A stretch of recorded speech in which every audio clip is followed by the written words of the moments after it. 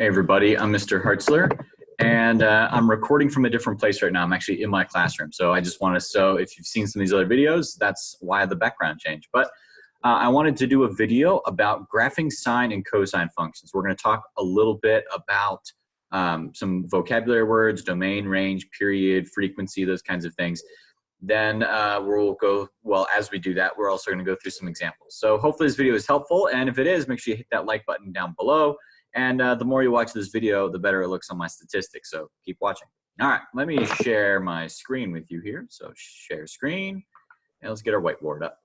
Let's full screen it. Okay, so hopefully you can still see me in the corner and hear me, hopefully, and we can get some stuff done here. So for my students, this is section 7.4, and let's throw up an example real quick. So let's look at there it goes, the sine graphs. This is sine of theta just equal x, or equal y, sorry.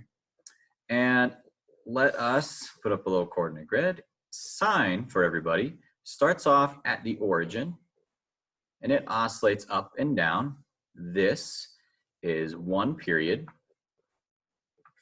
Okay, so here to here, this is one period. That's important to note because we'll talk about multiple periods, and we can also lengthen and shorten that period. I didn't quite draw it to scale, but this right here would be in the middle, and this happens at pi radians, or 180 degrees. And over here, this is 2 pi radians, or 360 degrees. And then, of course, we can cut each of those in half again, and this is 270 degrees, or 3 pi over 2 radians, and then over here is pi over 2 radians, or 90 degrees. You kind of get the idea. And keep in mind, this goes in the reverse direction as well. So it can keep going infinitely both directions. So my domain for that is going to be all reals for all of this, for all of sine or cosine. Tangent's a different story. And let's see here. So we go up for, this would be our parent function, right? Let me actually erase blue graph because I didn't do a good job with it. Now let us talk about our height or amplitude.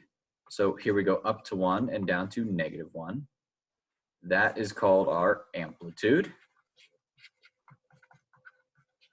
Amplitude, okay. And I'm going to do this little arrow because of my engineering students. Okay, so I think that's kind of labeling everything. The rest of this we're going to get as we go. So again, this is the parent function. The domain, I've listed that.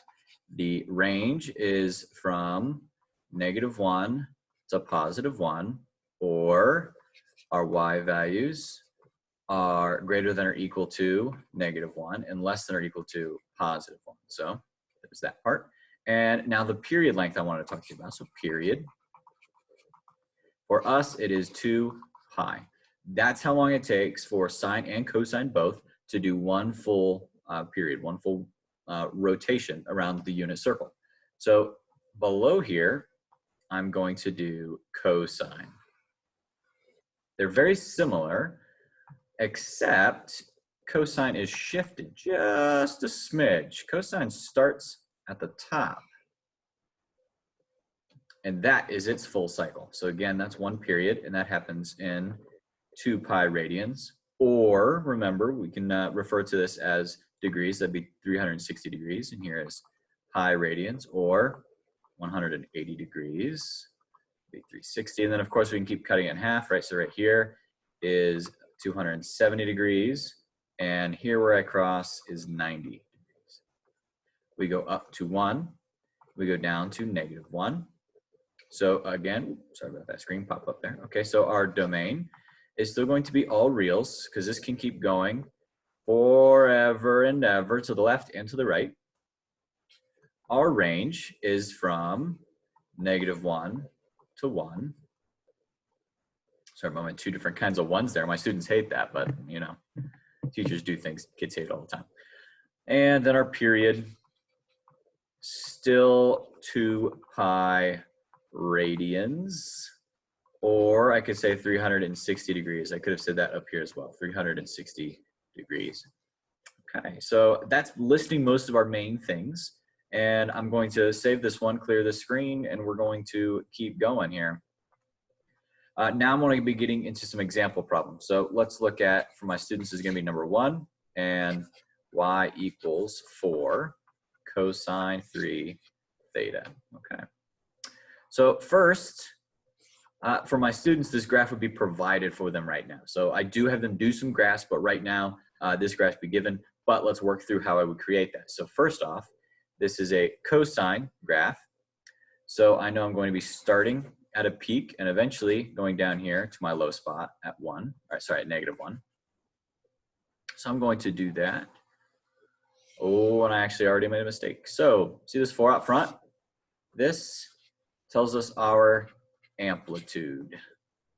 So I'm actually going to change that 1, both of those ones, to 4s. So I'm actually going to make that in blue. So that's what I'll do here. So that's going to be in blue. So I'm going to go over that 4 here. So 4 in blue. So I'm up here at 4. I'm down here at -4. That comes from this 4 right there. All right, and then let's change this to red, and that's how I'm going to use this 3. Tracing over it. There we go. So a normal period length is, I'm going to do it both in degrees and radians. So I'm going to start off with radians. So it's normally 2 pi. It's a normal period length, but now I'm going to divide by 3 because of that 3 right there. And that tells me that here at the end, well, this is actually just 2 pi over 3 instead of 2 pi, right? Let's do that in degrees then. So a normal loop or a period for cosine takes 360 degrees, but I have to divide that by 3, okay? And that is again because of that next to the theta. So my degrees now, it only takes 120 degrees for it to do a full loop. So this is, I could write or 120 degrees. So I like to do the beginning there and the end. And then I can come through and I can start cutting this in half, right? So here, if I start at the top, I end at the top. Again, not to scale because I'm a terrible artist here, but right here in the middle, I cut everything in half. That's from high to high. So down my low here is in the middle. That's half of this whole thing. So half of 2 pi over 3, which is going to be, not a 2, just a 1 pi over 3. Let me change there as my pen back.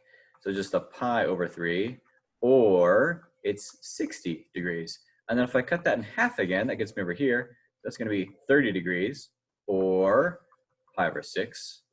And then over here, that's going to be what's between 60 and 120. There's 60 between them, 30 more. Okay, so 90 degrees, or pi over 2.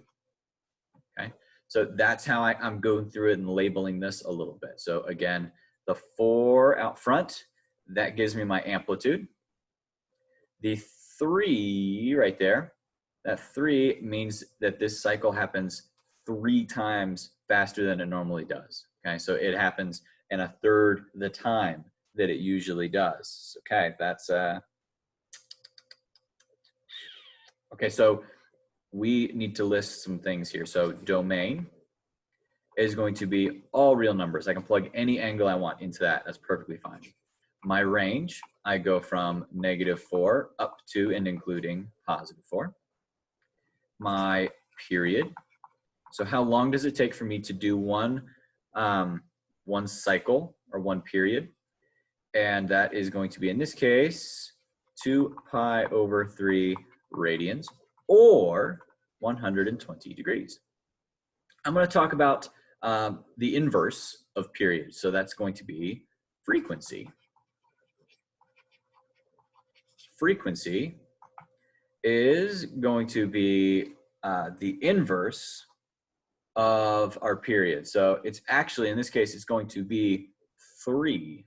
So our frequency, it happens 3 times faster than normal, okay? Instead of taking 360 degrees, it only takes 120 degrees. So it happens 3 times faster. Our frequency we write as a 3. Yes, that does directly come from there. Frequency is what's used more often in science compared to math. We tend to talk about the period. So, all right, there's that. Let's save this, clear this, and let's move on with our lives. So let's go down to what for my students would be number 3. So that's y equals 4 sine 5 theta. And the question is going to be asking for, I'm going to change the color up because I don't like sticking with the same color too long. Amplitude, that comes from this first chunk. So that's going to be a 4.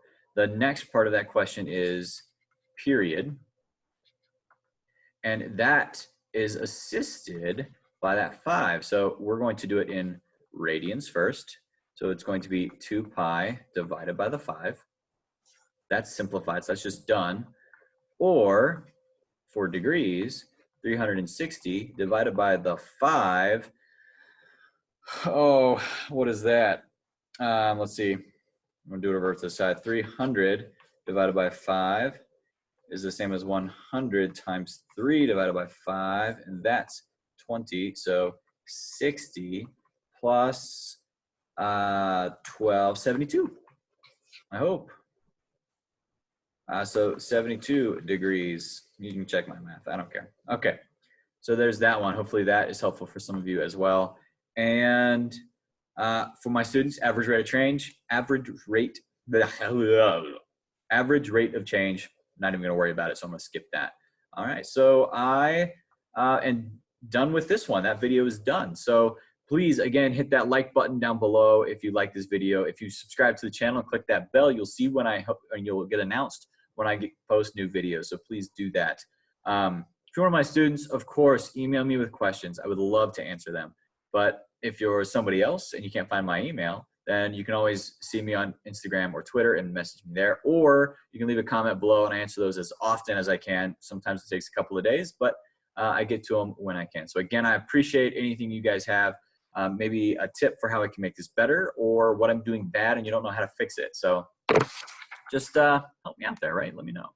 All right, I appreciate all of you for watching. And again, hit that like button. Have a great day, everybody.